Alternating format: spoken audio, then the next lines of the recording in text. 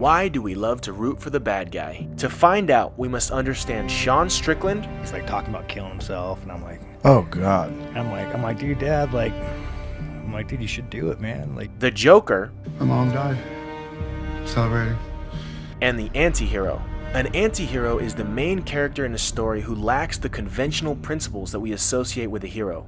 Unlike the hero, who is portrayed as a model citizen who strictly adheres to black and white values of right and wrong, the anti-hero operates in the shades of gray. The line between good and bad, right and wrong, is often blurred for the anti-hero, but how did they become this way?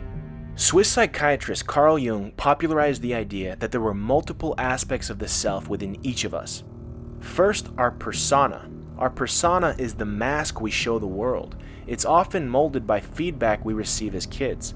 The positive traits we're complimented on, we try to show that side of ourselves to the world constantly. The negative traits we're criticized for, we suppress deep down in what becomes our shadow.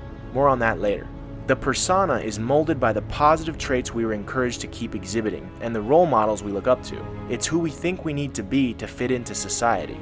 In The Joker, Arthur Fleck is the persona that the main character wears. His mother tells him that he's a good person who makes others laugh, and he takes pride in being a good person while taking on a job as a clown to entertain children. In Sean Strickland's life, he did not receive encouragement on his good traits as a kid. From his alcoholic, drug addict, abusive dad beating him, to his 7th grade teacher telling him prison was made for people like you, there was no part of him that was encouraged to shine and become his persona. Amid this darkness, his grandfather stood out to him as a comparatively better figure, and Sean modeled himself after him. Unfortunately for Sean, his grandpa was a neo-Nazi. me being 12 years old walking around doing the fucking Hail Hitler salute with a fucking swastika on my arm. This became Sean's persona, the neo-Nazi, but it was of course rejected by society, as was Arthur Fleck's. Arthur Fleck was a mentally ill social outcast who, no matter how hard he tried to be his kind persona that made people laugh, couldn't seem to fit in. A similar thing happened to Sean Strickland. His persona of the neo-Nazi didn't fit in either. And when the persona is rejected, the other, darker side of us grows. The shadow consists of everything inside of us that isn't accepted by society. The more rejected by society, or the more we suppress our shadow, the blacker and denser the shadow becomes. The anti-hero always has an extremely dark shadow, characterized by having one or more of the Dark Triad traits. The Dark Triad refers to 3 interconnected personality traits associated with socially undesirable behavior: narcissism, Machiavellianism, and psychopathy. In both Sean Strickland and the Joker, the Dark Triad trait most noticeable is psychopathy. Psychopaths are considered to have a severe form of antisocial personality disorder. I think the clinical term, it's like antisocial personality conduct disorder. So when you're a kid, you have conduct disorder, then it spirals in like antisocial personality disorder. Antisocial personality disorder is a mental health disorder characterized by a pervasive pattern of impulsivity, lack of empathy, aggression, and a failure to conform to social norms. The first trait of antisocial personality disorder seen in both these two characters is impulsivity. This is the tendency to act on impulse without thought of the consequences. And then that little voice in my head, that tells me to fucking do something bad, fucking comes in my head, and I fucking hurt 2 people, I had to go get surgery. For the Joker, it's also seen many times. From his breaking into his neighbor's apartment, to his murder of his coworker who betrayed him, to essentially everything the Joker does. As he fully becomes the Joker, his behavior becomes more and more impulsive, with less and less thought of the consequences. The next trait of antisocial personality disorder is a refusal to conform to societal norms. And it's not just refusing to conform, it's typically doing so in a way that infringes on others.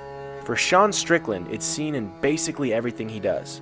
When I start my clothing company and I open up a couple sweatshops, how do I get to the meat and potatoes of work harder, no food for you till you finish? This is a clear refusal to conform to societal expectations, where in these interviews you typically follow specific guidelines and behave a certain way. Then, in his press conferences, the expectation is to speak calmly and respond only to the questions asked. Sean Strickland always goes off the rails. If he doesn't, something is seriously wrong. Oh man, I made the champion man with his frosted tips and his gay little watch. From yelling his answers, to his unhinged rants, to verbally assaulting anyone and everyone nearby. This is a clear failure to conform to social norms, but ironically, it's part of why people love him so much. And it's the same with the Joker. For him, his failure to conform to social norms evolves as the movie progresses. It starts with his wearing clown makeup instead of looking like everyone else. And as the movie progresses, he drifts farther and farther away from societal norms, becoming more and more violent and heinous in his criminal behavior. Until finally, it climaxes during his talk show behavior, where instead of following a standard script, he becomes unhinged in his rant and then murders the host. The next trait people with antisocial personality disorder suffer from is a lack of empathy, which is understanding how others feel. Both Sean Strickland and the Joker do not understand how others feel, and thus cannot understand how their actions may affect other people. Sean Strickland is most known for going off on anyone and everyone as brutally as possible. This is why Sean Strickland truly seems at his happiest when he's viciously insulting as many people as he wants with no remorse. I'll finish you. Your coach will finish you in the back like you're fucking used to. Don't worry about that. He doesn't understand that his words are making people feel a certain way. He only feels the positive feeling of putting them down, without considering they're experiencing a negative feeling because of him. For all of Sean's insults, critiques, and scathing comments, he's never apologized or questioned how his words might be affecting people, even after breaking down in tears after Duplessis insulted him back. It never occurred to him that his words may cause people to feel the way Duplessis made him feel because he lacks empathy. With the Joker, a clear example of him having no empathy is during his imaginary relationship with his neighbor. Arthur falls in love with his neighbor, but doesn't realize she has zero interest in him. He enters her apartment without invitation, and despite the discomfort and fear evident in Sophie's reaction, Arthur fails to recognize or show empathy for her emotional distress. This also bleeds into the final trait they share, which is being egocentric. An egocentric person is self-centered. Everything is about them. Sean feels best about himself when it's all about him, even if it means putting other people down. And when other fighters start to take some of the shine, he will yell to make it about himself again. I will fucking bury you. What the fuck you are? What the fuck you are? Shut your mouth. Hey, I'm here. Relax. Hey, calm the fuck down. That's not the fight, dude. Leave the little man alone. I'm okay, I'm okay, I'm Calm okay. down, guys. I'm okay. I'm supposed to be the asshole I'm here, not Izzy. okay. That's not your job. He commandeers each and every press conference to be about him, without thinking how that might affect other people. In Arthur's world, every event also revolves around him. When he's doing stand-up, his routine bombs terribly. Despite no laughs at all and even a hostile crowd, he becomes frustrated and continues his performance anyway. His egocentric desire for attention and validation overrides social cues. This egocentrism only builds during the movie as he becomes more and more self-centered until he eventually ends up on Murray Franklin's TV show, driven solely by the desire for attention and validation. Egocentric individuals hold the belief that they occupy the central position in the universe. This conviction underlies their behaviors, which often prioritize personal pleasure and self-interest with little regard for how their actions affect others. So with all of that being said, why do we love the anti-hero? I believe it's because we see our own imperfections in them. We like rooting for people who have visible flaws as they wander through life. We like seeing them make mistakes as it makes them human.